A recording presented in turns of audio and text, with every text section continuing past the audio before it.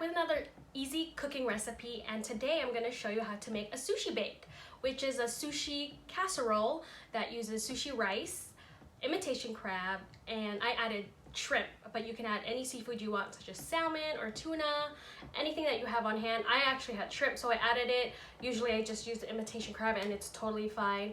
And then kewpie. If you don't have kewpie, you can use regular mayo, but I think kewpie gives it that sweet Japanese flavor that you're looking for. It's so good. And then any seasonings such as furikake, black sesame seeds or regular sesame seeds, and maybe even fried garlic or anything that you find in poke, you can actually add on here as well. The best part, it's kid friendly. Paxton loves this. Budget friendly. You can even spread this to feed throughout the week for your family, and it's super simple. So that's a mom win. Here I'm using short grain white rice, and I'm going to cook about 3 cups in the rice cooker first before I do anything. And then here I'm using imitation crab. I used half of the package, so I am going to dice it into cubes, but you can use as much or as little as you want. The beauty of sushi bake is you can use however much you want. Next, I am using shrimp because I had that in the freezer, so I just cleaned it and dicing that up as well, and cleaning as I go as I see some gunk. And then I'm going to combine the imitation crab and the shrimp together, and I'm going to add kewpie. So kewpie is a Japanese mayo, which is sweeter and tastes so much better, especially when it gets baked.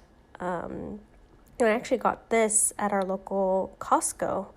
They had a 2-pack, so win there. So I'm going to just mix it all up until everything is combined, and I probably used about a cup of it in terms of measurement, but again, I didn't measure much here because you can use as little or as much as you want. And then I add a dash of fish sauce to give you that umami flavor, and I'm going to mix that all in. And then I'm going to take my rice. I let it cool down in the fridge or the freezer, and then I'm going to add some rice wine or rice vinegar. And I probably use a tablespoon or even less than that, and just mixed it in. And then you want to taste it to make sure you like how it tastes. Again, don't put too much because you don't want it to taste too vinegary. And then you're going to add it to your baking dish. So you're going to layer however you want. Here I'm going to layer the rice first. I'm going to use up all my rice here. And then add on the shrimp and imitation crab mixture.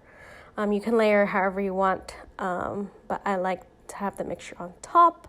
And I'm just going to spread it around until it's all filled and covered.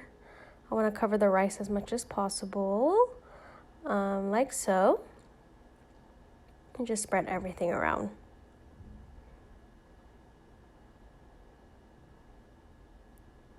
And then I'm going to get my seasoning. So I have black sesame seeds, and I'm just going to sprinkle it all around. And then I have my regular sesame seeds that I'm going to add. And then I have furikake, which is Japanese seasoning, which is good on a lot of things. So I'm going to just add that on top, and then more kewpie. And then all you have to do is cook it in the oven, so bake it for 30 minutes at 350 degrees.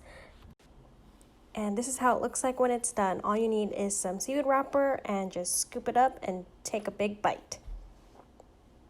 What you guys think? Wasn't that super easy to make? Oh, you can also make this ahead of time, and if you have like a family party or a gathering at home, you could totally make this and whip it up, and people will think, wow, that's so good. But if you guys have any questions or want to see anything else on this channel, comment below. Don't forget to subscribe and like this video, and catch you guys in the next video. Bye!